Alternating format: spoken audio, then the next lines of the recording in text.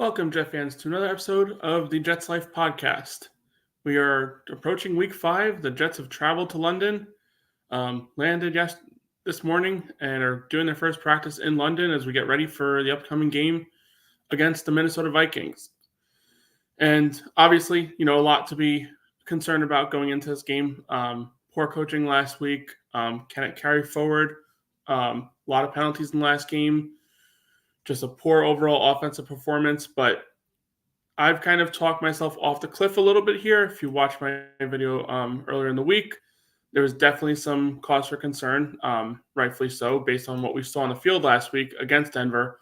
But I have reason to believe that going into this game, there are areas that we can actually isolate as potential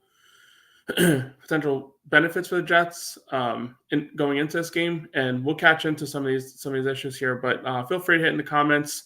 What are your biggest concerns going into this game? What matchups do you like? So on and so forth. And I'll continue with my thought process here. And hopefully for some of you Jet fans that maybe have some doubts about what this team can do this week and weeks moving forward, hopefully I can provide you some alleviation of that and kind of move you more to the light side over here as we kind of move down the stretch. So obviously concerning going to Minnesota. They're undefeated. Have been a strong offense. Sam Darnold has kind of revitalized his career with Kevin O'Connell. A lot to be excited about if you're Minnesota fans based on what you're seeing out of Sam Darnold. But the biggest thing I think I take away from this Jets matchup is the Jets don't typically come off as a defense that will allow stronger offenses to just kind of do what they do at will. The Jets have typically come out and have matched up against those offenses, and it's typically on the offense side of the ball that we have seen that this team has struggled. Now we have seen the defense have their bad games. We all remember Week 1 against San Francisco. The Jets got run all over. I really do believe, and I still do believe that was a figment of rust going into that game. More so than this is just a down year for the defense. Obviously, as we've seen the season kind of progress, the run defense still isn't where we would like it to be, but the pass defense has definitely kind of reached new heights. They rank second in the entire NFL in passing yards allowed per game. So kind of moving back into that direction of what we would expect this defense to do. They'll give you the small stuff on the ground here and there, but the issue is those big chunk plays. We saw Javonte Williams in that last game kind of take a few chunk plays in multiple sequences in a row. Jets can't do that. That's not something that this defense can really handle. We need to make sure that we're keeping the other team as one-dimensional as possible. We saw in the Patriots game when you just shut down the run completely and force the other team to pass, there's not many passing lanes that other teams can take advantage of.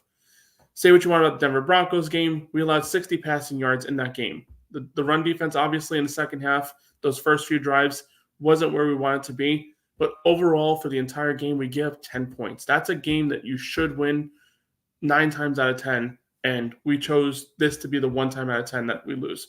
Is it going to happen again down the stretch? Could be. I'm very concerned about this offensive coaching staff, but I do have a lot of faith in the offensive skill players. I do have a lot of faith, obviously, in our quarterback, Aaron Rodgers, who's been in the league for so long, has seen so many different things. I do think that there will come a point in time where maybe the game isn't being coached the way it should be, and Aaron Rodgers will bail us out. It almost happened last week, came down to a field goal that got missed.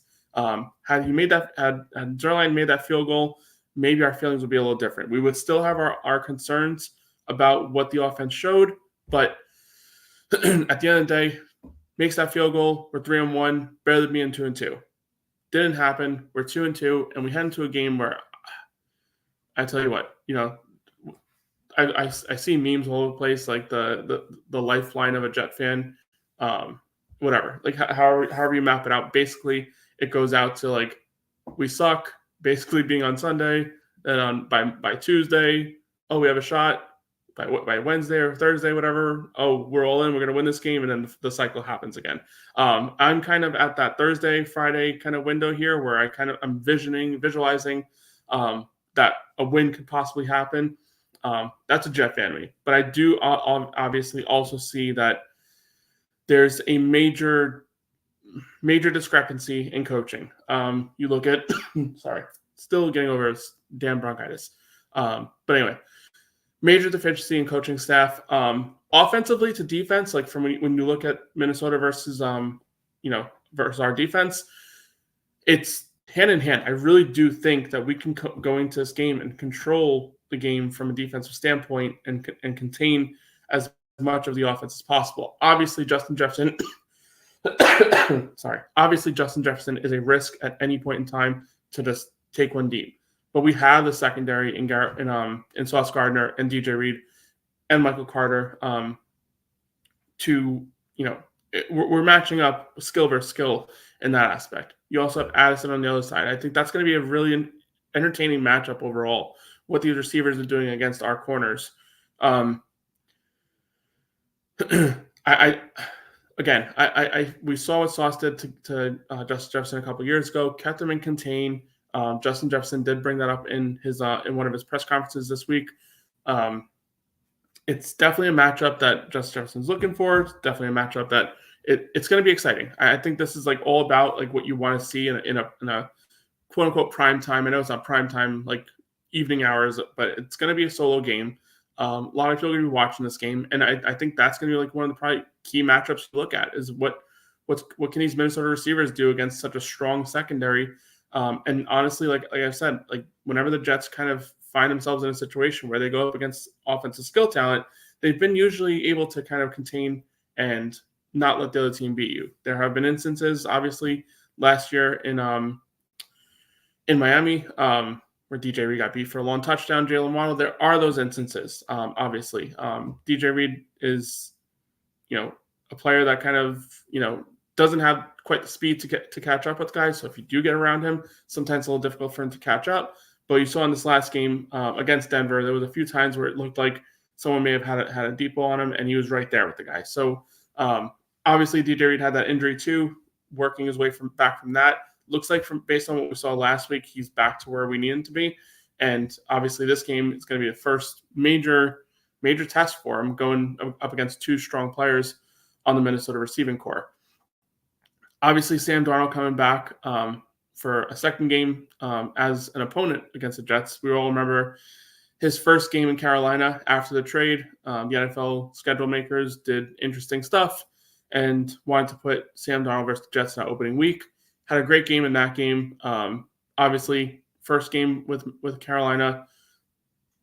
All the talk was on the skill players that they had there. It was a big move for Darnold. Can revitalize his career. Didn't work out. Now he went from Carolina to San Fran for a year, worked under Kyle Shanahan. Now he's with Minnesota, and it really does seem like all that time away from being a starter and learning under actual strong offensive-minded coaches, because he never had that with the Jets, didn't really have that so much with Carolina.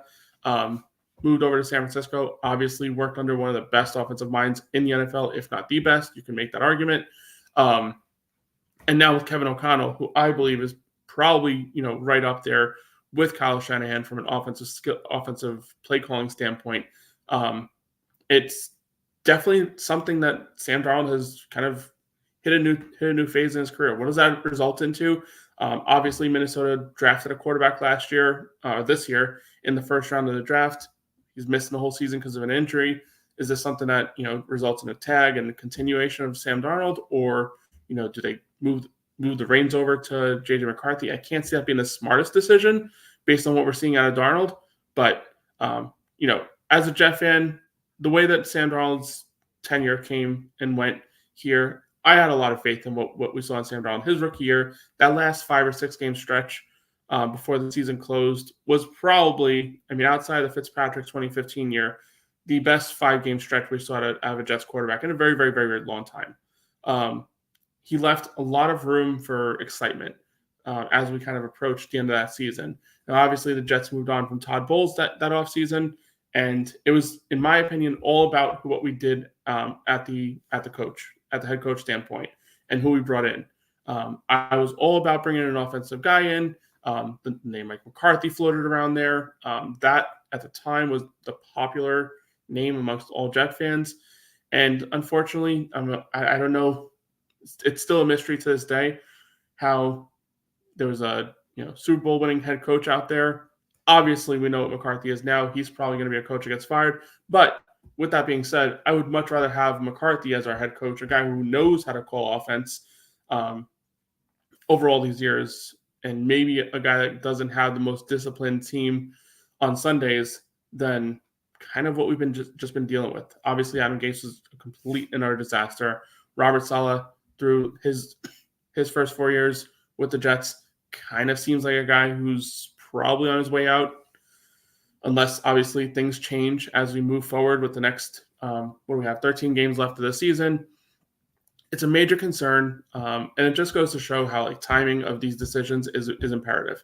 It's very important that the Jets, hire coaches at specific moments in time when they have a quarterback that they that they just drafted, that they have faith in. It's very important for you to go in there and make sure that you're putting the best coaching staff around him to bring out that success.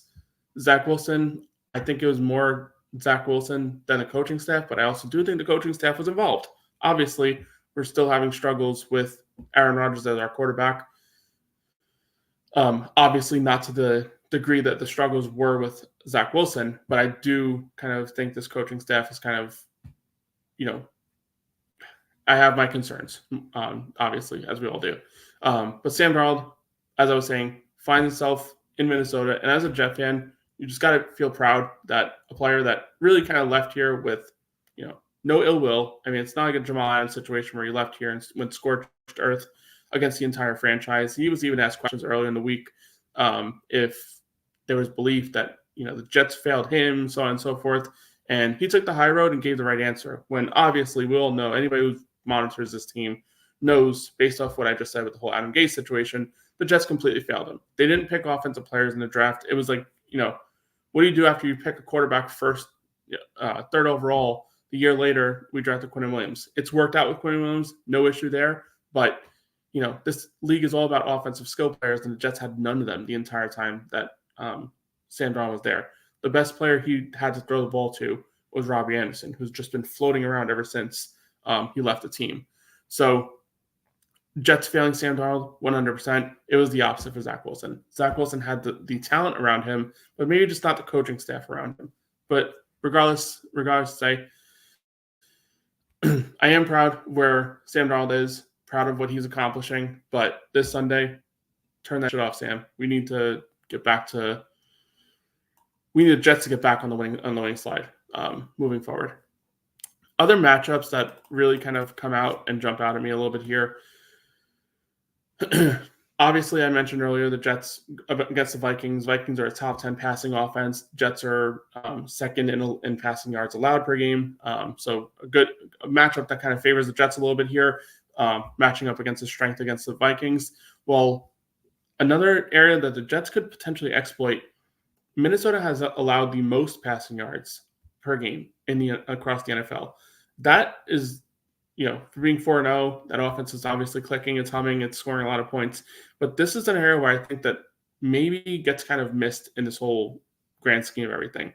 We're all looking at what Minnesota's accomplished throughout the year, and yes, they are undefeated, so hats off to what they've accomplished there. But I think we're all kind of missing out on the fact that we do have Aaron Rodgers still. And I do expect him to kind of come in there and just be able to kind of dissect and understand what the defenses are running. Issue is it's all about matchups too. And is Hackett going to be able to make those adjustments, make those changes that for whatever Flores is throwing at him? Flores, he's a good defensive coordinator. He came over from New England, went down to Miami, did a pretty good job there as a head coach. Just wasn't enough of a, coddler or didn't hug Tua enough.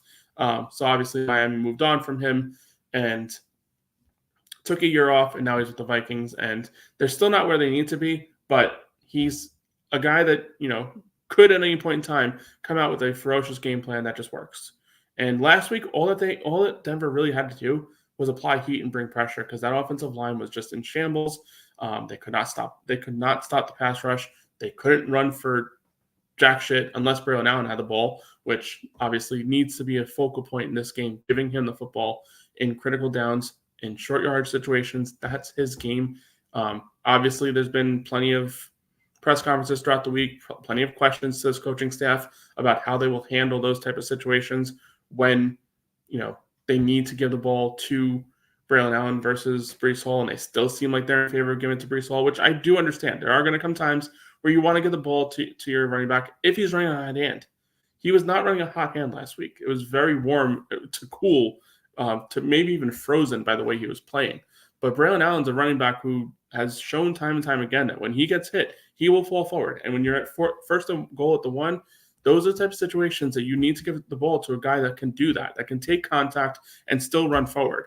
We'll see what happens as this week goes on and weeks moving forward if the Jets have learned from that mistake. But obviously, it's a situation that the Jets do need to adapt and eventually start kind of leaning more towards their second running back, who they drafted for this particular reason. One of the more interesting matchups of the whole game, obviously going into this, really just, and I'm going to kind of lump these two together because it's really just a combination of both. It's going to be, actually, I'll kind of differentiate these a little bit. It's really going to just be the offense versus defense here with Kevin O'Connell. What's the game plan he's going to call, and how's Ulbrich going to defend against that? That's probably one of the bigger matchups you look at here because Kevin O'Connell is just a brilliant offensive play caller, a guy that, should anything ever happen, down the road, down the stretch, and he gets fired from Minnesota, he would be like my number one target for this team to bring in as a either head coach, offensive coordinator, somebody with that brilliance of how to run an NFL offense. Because let's be real, the Jets have not had that in ever. I mean, I don't know the last true offensive-minded coach that really just kind of invigorated like new style offense. I mean, we all hated Schottenheimer for his coaching in critical moments, but he was at least a player, a coach that could design plays, make things look interesting. I guess Chan Gailey, you give it to him a little bit with the year with Fitzpatrick, but obviously, things kind of fell apart the following year. But the most interesting matchup is going to be a matchup with two veterans. Harrison Smith has been in the league, it feels like, for 30 years. I feel like I've been watching him since I was like 6 years old. And obviously Aaron Rodgers. But Harrison Smith is just, even after all his time, he is still just a firecracker, just all over the field and making plays all across the field.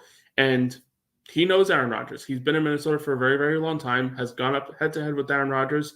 Again, I don't know how many freaking games he's played, but he's been in the league for a very long time. And over that entire time playing in Minnesota against Aaron Rodgers, there's that intellect. I think that's going to be like the interesting matchup on the field, is the intellect of Harrison Smith kind of doing that check game with Aaron Rodgers. And Aaron Rodgers, obviously, he likes to play with the safeties, move them around with his eyes, move them around with his vision, his arm. Harrison Smith, not going to fall for a lot of that stuff. He's seen it all, as Aaron Rodgers has. So I think that's going to be like a really interesting matchup to watch in this game, is how does Aaron Rodgers handle the safety situation when you have a guy like Harrison Smith, who's just, his intellect is through the roof. And obviously his playmaking ability is right there with it. But I have a lot of faith that the Jets actually, crazy as it might be, I actually do have faith in the Jets winning this game. I do think that they go into London and exploit the fact that this passing defense of Minnesota has just been so porous over the start of the year. Our luck, Minnesota all of a sudden figures out how to play defense, and we're in a similar situation that we were in last week. I really don't think that to be the case, but obviously I'm a Jet fan. I've seen it all and visualized it all, but I do think that this is a game that the Jets really just like turn the page. We've seen it time and time again that this coaching staff will obviously have a key victory, a marquee win for the team, and we saw it against New England, and then the following week just fall flat.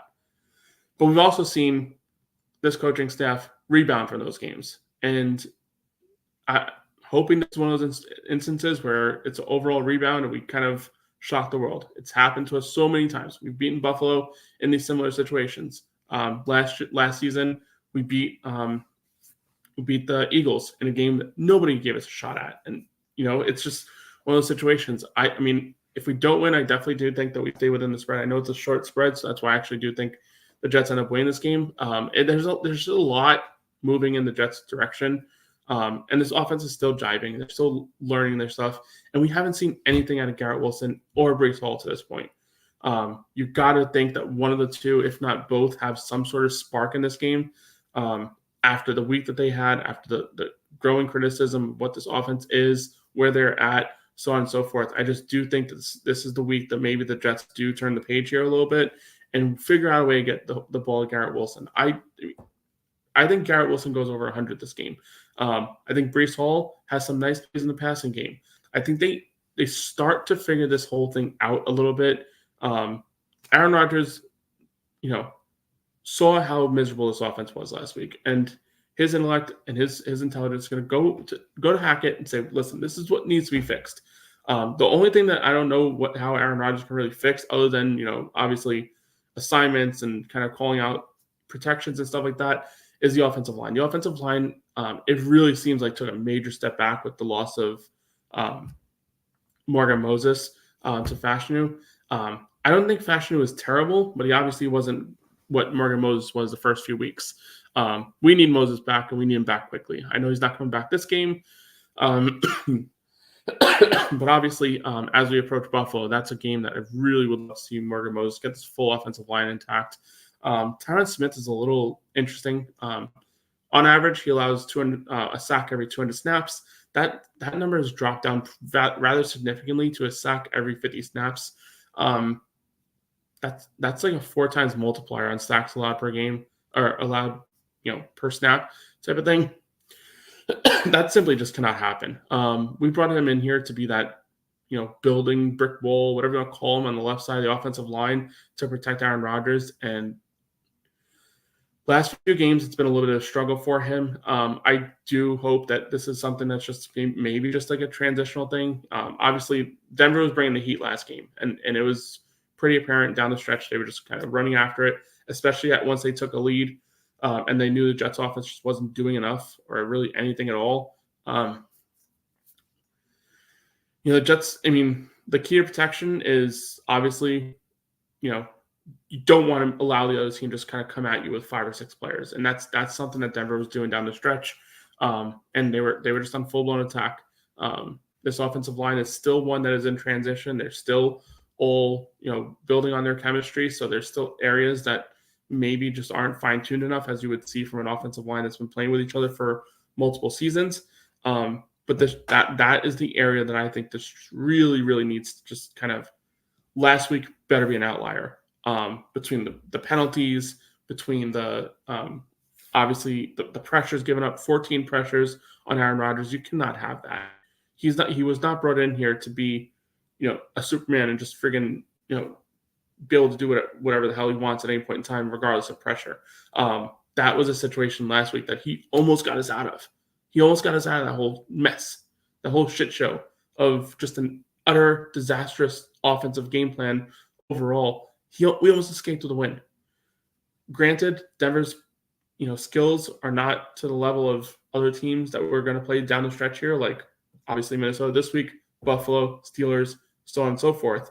But they're also not, I don't think they're as terrible as maybe some in the industry probably believe that they are. I think they're a team that's up and coming. Who knows what Bo Nix can eventually become from an offense standpoint, but that defense was firing on all cylinders. And they have an elite corner in Pat Surtain. I think that maybe the loss was given a lot more juice because of the fact that the Jets went in there as heavy favorites. But I just think the Jets being so heavily favored probably was a little bit of a, may not have enough respect given to Denver for how strong that defense is.